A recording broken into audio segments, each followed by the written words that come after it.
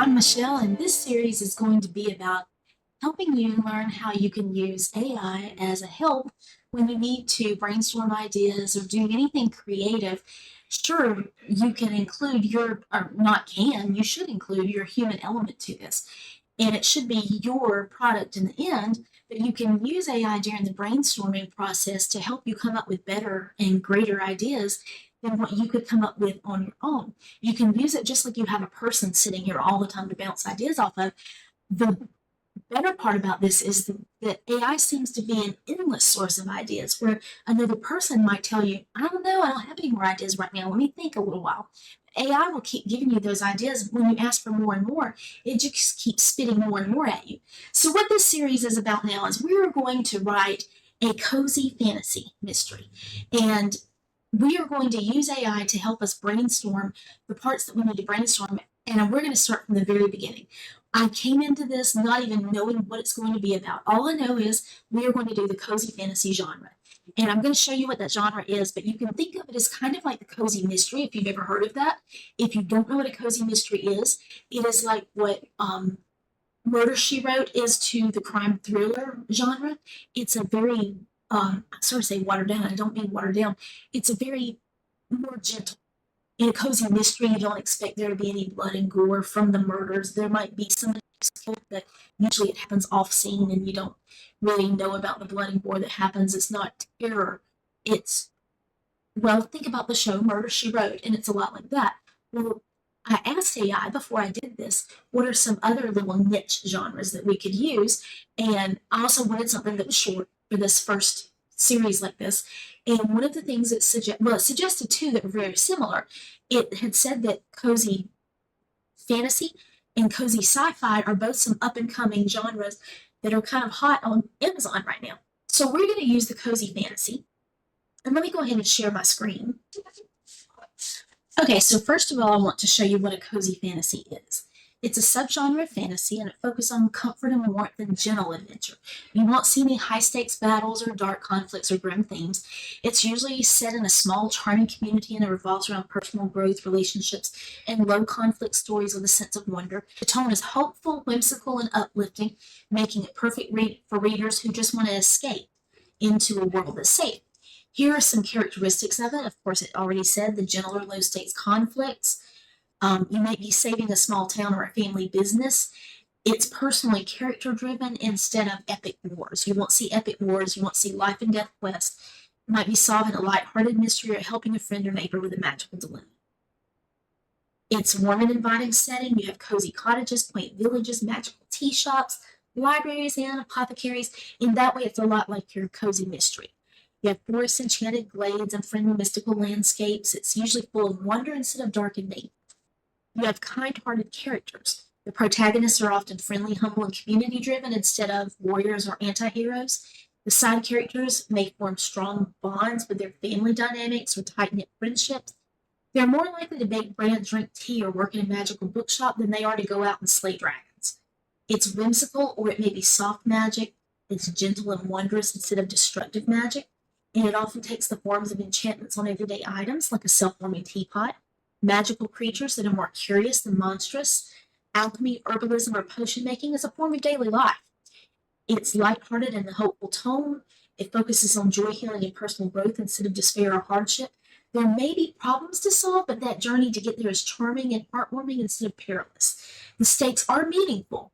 They matter deeply to that character. Just like any kind of book, you need to know why the story matters to that character, but the stakes are not world-ending. The world's not going to explode if we don't solve this problem. So we are going to make a new book in this series, and we are going to just call this Cozy Fantasy Book, and it's going to be two because I actually experimented with something in here earlier. So we're going to create this as novel number 2 in this series, the Cozy Fantasy series. And the first thing we want to do, remember I said I have no idea what we're going to make for this cozy fantasy. So the first thing I'm going to do is I'm going to just go to the chat, the AI part, and I'm going to say, give me 10 brief ideas for a cozy fantasy book Include a suggested title. Now, I'm going to ask it for a title because the title might actually help me see a better idea or the way that the AI is going with this idea. The title's probably not going to be good. We're probably going to want to go back and brainstorm a better title, but I'm going to tell it to give me a suggested title to start with. Include a suggested title for each idea. Make sure that each idea is unique and that it would be suited for the characteristics of a cozy fantasy. Now, I misspelled something in characteristics there, but the thing about this is we can go back and fix it since all of you are watching. But when you're talking to AI, don't worry about going back and fixing your grammar. Don't worry about going back and fixing spelling, things like that. AI will figure it out for you. But let's see what ideas they have here for us. So we have a tea shop at the end of a forest. It's about a young herbalist that opens a magical tea shop. Each tea blend offers a different enchanting experience, helping patrons reconnect with their dreams and desires. A curious traveler stumbles upon the shop. They uncover secrets that could change their life. Okay, that's okay. I don't really see a conflict here right now, but that's okay. The bookstore of whispered wishes discovers that her books possess the power to grant small, heartfelt wishes. As she navigates the wishes of her quirky customers, she learns about the importance of community and lasting bonds. The Enchanted Garden Society, they restore neglected gardens. Each garden has a magical touch. Seems kind of done a lot. The Cuddle Cove Inn discovers that the rooms in her inn can magically adapt to guests' deepest comforts and needs, and just discovers that. As the inn fills with visitors seeking solace, she unravels the bonds of friendship and love. Okay. The missing magical recipe accidentally misplaces a cherished recipe that brings joy to the community. Embarking on a lighthearted quest, they seek the genuine magic hidden in the memories of their shared moments, ultimately rediscovering the true essence of friendship and togetherness. Curiosity Cabinet. A retired magician runs a small shop filled with whimsical, enchanted curiosities that playfully interact with visitors. When he encounters a young girl who believes in magic, they embark on gentle adventures. The Whispering Woods Bakery. A talented baker's pastries help people communicate their hidden feelings. As she learns to harness her magic, she helps her friends resolve their misunderstandings. The Friendly Familiar. A lonely witch befriends an adorably mischievous magical creature who helps with everyday spells of small town life. Together they involve themselves in the community. The Timekeeper's Teapot, where time flows differently. An elderly timekeeper possesses a magical teapot that allows villagers to savor special moments from their past. As they learn to appreciate their histories, they also embrace the joy of present connections. That's might be getting somewhere, but the Festival of Forgotten Fables celebrates stories long forgotten. They discover their own voice. Okay, so I'm going to say give me 10 more, just because none of these unique ideas, none of these told me, hey, this story has to be written yet. So let me just look at a few more here. We have the Spellbound Stitchery, a seamstress in a small town finds her creations come to life with subtle spells woven in the fabric. The magic brings community together. That might be something we would have to make it something better, though. The Locket's Lullaby plays soothing lullabies to calm restless spirits in the village. She helps the spirits find peace. Potion of Kindred Spirits helps people find their kindred spirit. It sounds kind of like a love potion that doesn't actually make it, just finds that person instead of making somebody it's the wrong person. The Moonlit Market, a magical night market opens under the full moon, offering enchanting wares and delightful treats. A shy artist stumbles on it, finds confidence as she shares her artwork. The Magical Memory Album possesses a photo album when opened. The Key to Good Fortune. A locksmith in a sleepy village discovers a set of magical keys, unlocking a door to a new adventure or lesson. The Garden of Dreaming Stones allows her to access the dreams of her neighbors. As she helps them work through their aspirations and fears, she learns about the power of dreams and the importance of building a supportive community. There could be something to that. I don't feel that story in me. There could be something to that. The Hedgehog's Library. A wise old hedgehog runs a little library filled with books. Visitors come there to learn valuable life lessons. The Whispering Windmill said to whisper secrets to those who listen carefully.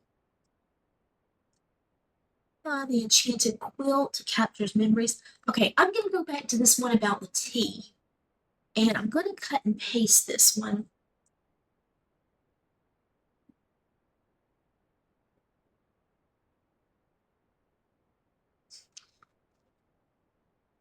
Okay, this idea has promise, but I'm not sure I like the idea of feeding people tea.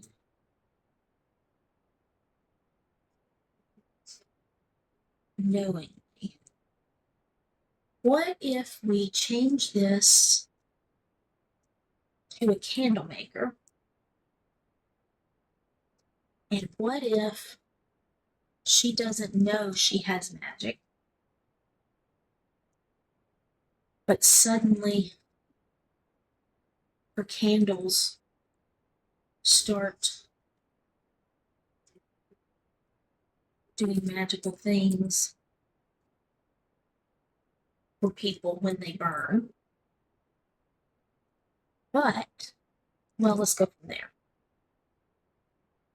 They'll give me a description of this. Oh, wait, sorry, stop. I need to cut and paste what I had, and I need to cut and paste this on top of it. Okay. All right, now don't worry about the names, and like I said, don't worry about the title. We can change the title. Don't even worry about the characters' names. Right now, we're just trying to find an idea that works. So in this tranquil village, a talented candle maker runs a quaint little shop with beautiful candles of all sizes and shapes. It's unknown to her, but each candle she creates is imbued with a unique magic that awakens once it's lit. When they burn her candles, they begin to experience charming and unexpected phenomena.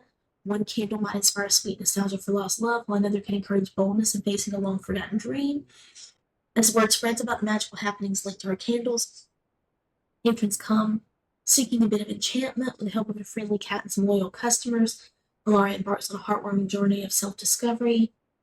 Okay, and that's all quaint, and it's going to be quaint because it's a cozy fantasy, but it still doesn't have any oomph to it yet. It doesn't have any bite to it yet. So, first of all, let's add in this. What if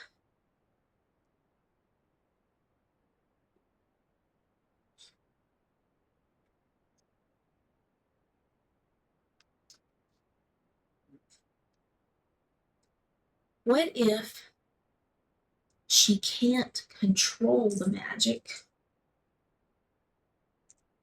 initially, and before she realizes she is the one creating the magic in the candles,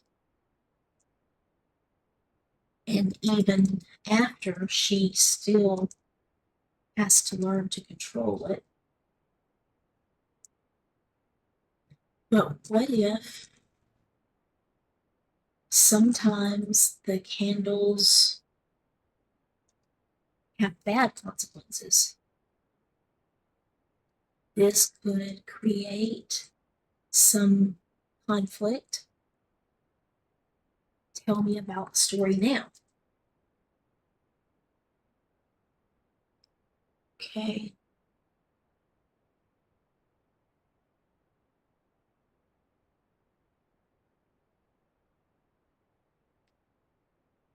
Right, but we don't know why. We don't know why we have good effects and bad effects. She has a quirky mentor. But this paragraph, we don't have to get that deep. We don't have to worry about that. Let's say the magic is tied to her emotions. So if she is happy, that produces a certain effect. If she is angry or jealous, that produces a certain effect. If she is happy when making the candles, if she's angry or jealous, that produces a certain effect. if she is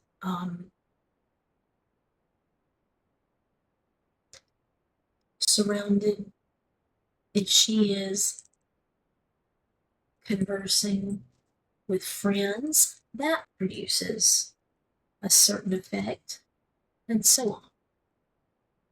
Tell me about the story now in one concise paragraph. We're wasting time with it typing out so much, and we already know most of the things.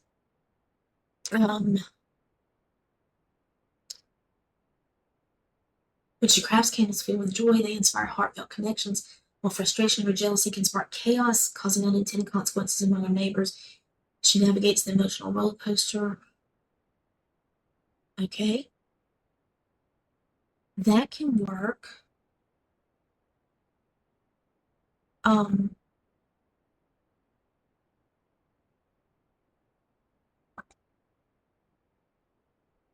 Okay, that can work. Out.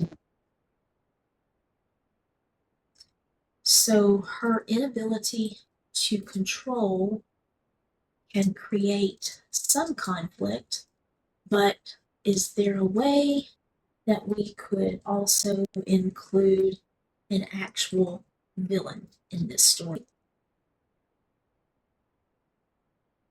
Give me 5 unique ideas for a villain we could include.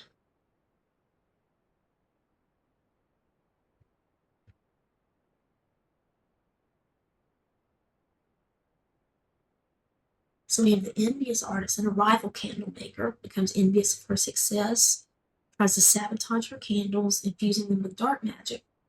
Now, we got to be careful that we don't get outside of the cozy fantasy. I mean, I think, Morgana had dark magic in Merlin, and I think that we could, at least in Young Merlin is what I'm thinking of, the TV show Young Merlin. And I think that we could leave it like that and it would probably still be okay.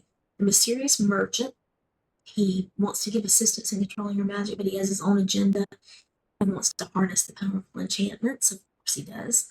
The sorceress of shadows, she disguises herself as a sorceress, as a friendly villager, sow discord. She wants to reclaim her former power.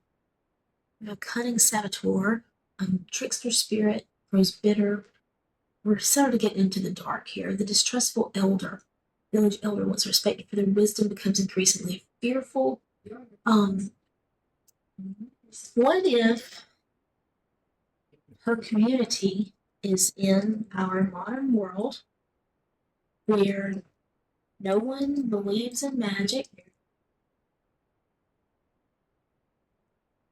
but they all gradually have to start admitting to themselves that her candles are creating magic. So instead of the distrustful elder, what if a local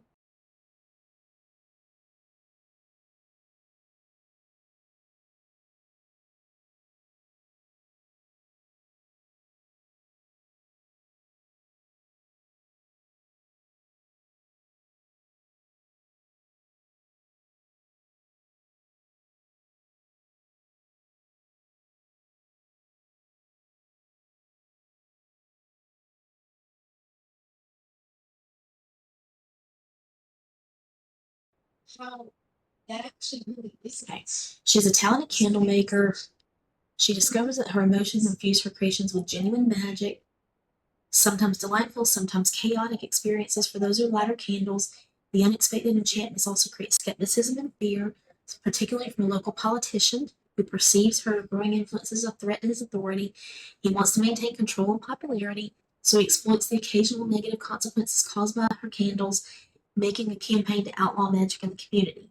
As accidents occur from both misunderstood enchantments and raw emotions, he paints her as a menace, stirring public opinion against her. She finds herself caught in the crossfire, facing potential arrest and ridicule. She rallies her supporters, friends, and neighbors who've experienced positive impacts of her candles, showing them that admitting the existence of magic can bring about healing and connection rather than division. As tensions mount, she has to confront him in his attempts to manipulate the narrative, culminates in a town hall meeting where emotional truths spill out. This might be getting a little deep here. We might have a different way that this happens, something like this. But through a powerful demonstration of her magic, showcasing its potential for good, she not only defends her right to create, but also unites the community. Okay, that's okay. And again, we can refine this and make this better.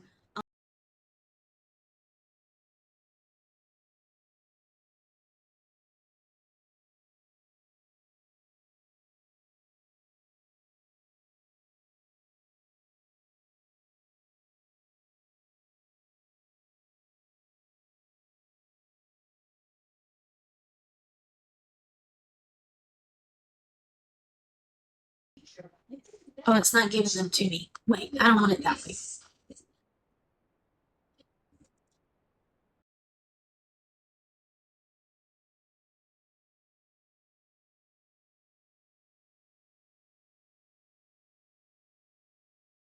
Okay, she fears abandonment. So she fears that if her magic causes chaos or leads to negative consequences, they're going to abandon her. It's rooted in her desire for connection. Her greatest desire is her desire for acceptance. Maybe something happened in her past to make her think that she's never going to be able to be accepted, and she thinks that if she shows with her true self, she'll be rejected. That's a little bit off because it can't really have anything to do with her magic because she's just now discovering her magic. But we can work with this. We can figure that out. So there is a way to do this. Okay.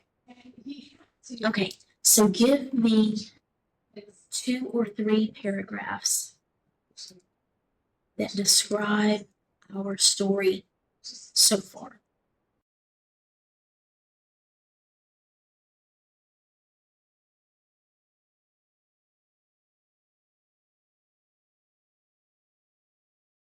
In a modern day village in Willowbrook, again, don't worry about names, Alara, a passionate candle maker, creates beautifully crafted candles that unexpectedly spark genuine magic when lit. Influenced by the depth of her emotions, each candle possesses the power to evoke enchantment, but as she navigates her daily life, she grapples with a growing fear of abandonment. She worries that the chaotic consequences of her emotions will alienate her friends and neighbors. Despite her desire for deep connections and acceptance, Alara holds in disbelief that exposing her true self and magical abilities will lead to rejection. This internal struggle becomes all the more pressing as she discovers that her feelings directly shape the outcomes of her creations. That would give us a way that she has to face that misbelief once the politician starts intervening in it all. He's making it all public, and she has to face that misbelief that she eventually maybe she's going to have to come clean and say, look, this I really am doing these things, but there are good things too. As her candles gain in popularity, they also attract the attention of Harold Finch, a local politician, who perceives her magic as a threat to his authority. Capitalizing on the occasional havoc wrought by her creations, he launches an agenda to outlaw magic in the community, using fear and manipulation to rally support against her. Facing potential arrest and ridicule, she must rally her local friends and neighbors, showcasing the true power of her magic and the joy it can bring to the village. In not village, because we're in modern day time, to her people. In a climactic town hall meeting, she embraces her fears and misbeliefs, ultimately uniting her community in acceptance of the extraordinary power of emotions, magic, and the bonds they share. Through her journey, she learns to confront her fears and forge deeper relationships, ultimately transforming her misbelief that vulnerability leads to rejection into a powerful testament to the strength of love and connection. As she gains control over her emotions and learns to channel her magic positively, she not only empowers herself but also enriches the lives of those around her, reinforcing the spirit of community and acceptance that defines Willowbrook. Okay, I don't like this as it is, but I like the concept of it. And that's what we're looking for today. We're just looking for a concept that we can go from here and make it better. We do want to come up with a better title, and let's go ahead and brainstorm that before we stop. Give me 20 unique ideas for a better title.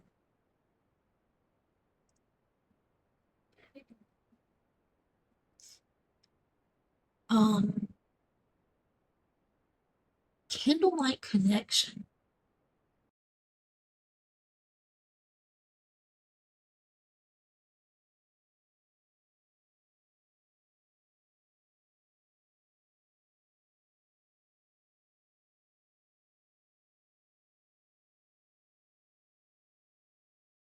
Oh, come on, they really can look, but let's just go ahead and Google it ourselves and see. I went ahead and Googled it, candlelight connections, and it doesn't appear that there are books. There actually is nothing exactly like that, but it doesn't appear that it finds any books called candlelight connections. So that might be a good idea to use candlelight connections. See if anything else sounds nice. Wicks of Wonder. I like the alliteration, but I don't like the word wonder there, and I don't know what else we might use. Um,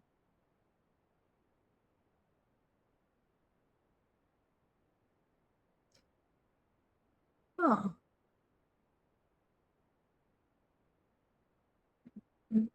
I'm looking at the magic within wax, and it's making me think about waxing emotions.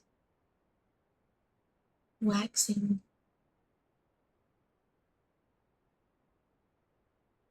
The conductor of candles. Now that's interesting too. The alchemy of candles. So, what does the word alchemy really exactly mean? Let's look that up.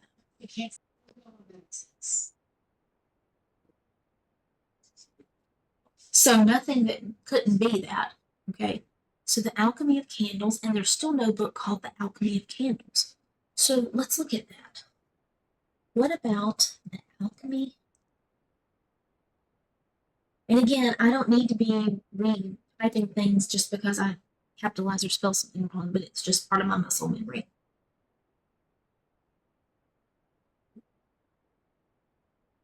I actually like the alchemy of candles, so I think we're going to go with that. We're going to go back to the settings for this book, and we're going to change it to the alchemy of candles. And then what I'm going to do, create a compelling book cover in portrait mode, in portrait ratio, for a cozy fantasy about a candle maker whose candles, about a candle maker, and I want it to know it's a she. Her candles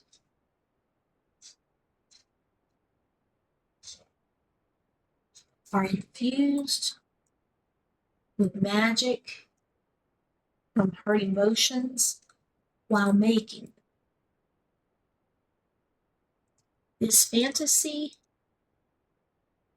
is set in a small modern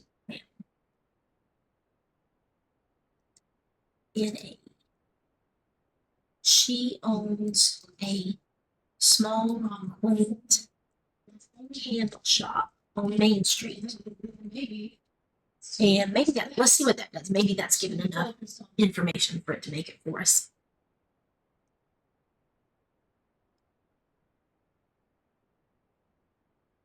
Um, make it look more modern and less cartoon, but still a small town.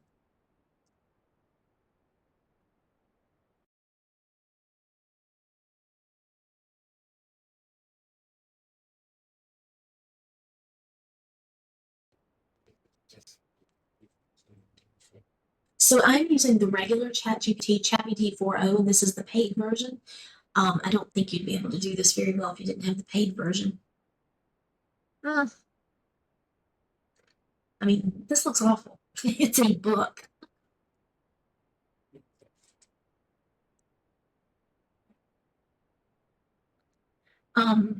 Forget book cover. I realize that's what that is. That's why that store looks so funny. It made a book out of the store. Just create a portrait image of a small, quaint candle shop in a small town on Main Street in modern times. Don't make it look like a cartoon. Yeah, don't make it look like a cartoon.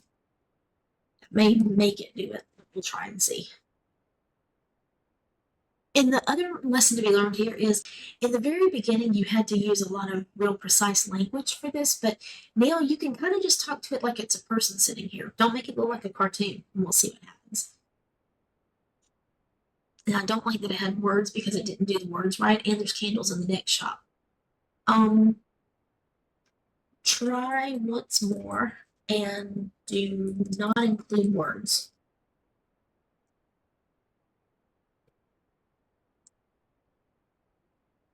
We can add the words later on Canva very easily. No, that's okay because we can't really see the other shops. It's a lot of candles.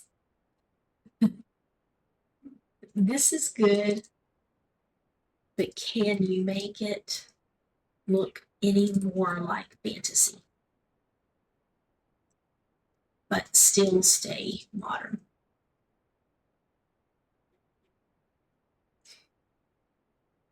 That'll be okay.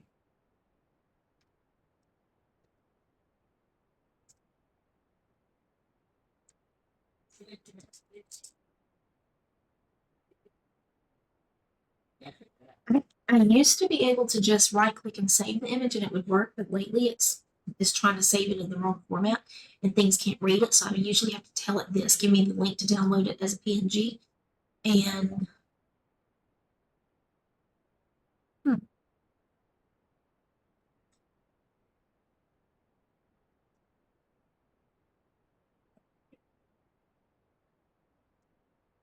and again, we don't have to love this image either. But right now it's just, I found out that if I put an image in Novelcrafter, it gives me some inspiration and makes me want to keep going with it more. It makes it more interesting to me that already have a book cover in there, even though it's just a working cover and I can completely change it to something else later.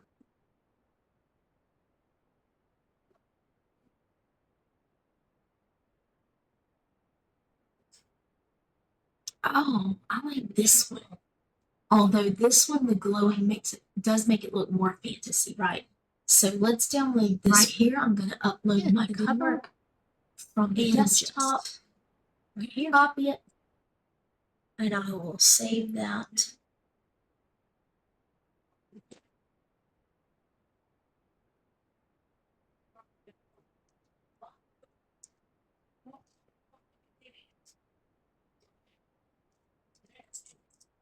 Okay, so now I'm going to go back to Novelcrafter and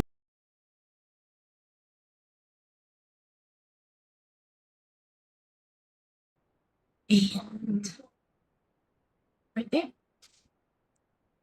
And like I said, it just makes it feel so much better that we have a cover there to look at. And so we're going to use that as our cover.